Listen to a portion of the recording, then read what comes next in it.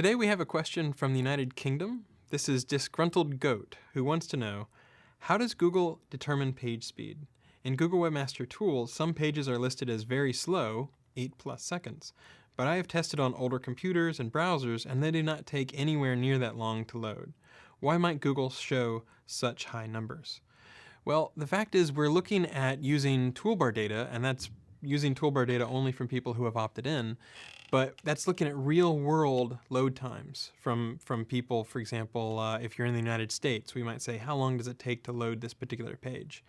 And so if we're looking at that and it takes a long time, sometimes it's not necessarily your site. It could be the network connectivity, but it's a good thing to bear in mind. It's coming from all these different users who can have dial-up lines. They can have slow connections.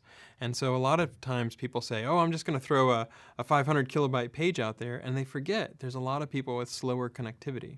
So that data is based primarily on toolbar data. And we're looking at, what it looks like for real users. And so if you've got a lot of users who are having a slow experience, then that can affect the overall rating.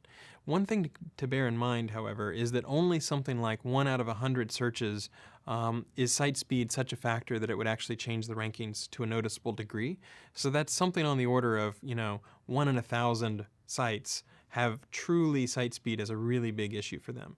It's always good to see if you can move a little bit faster and try to return results to users a little bit faster.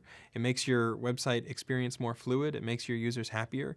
There's good studies that sort of say the return on investment is definitely worth it. But at the same time, I wouldn't stress overly about it. But I just wanted to give you a little bit of visibility about how we compute when we think a particular site is slow in Google Webmaster Tools.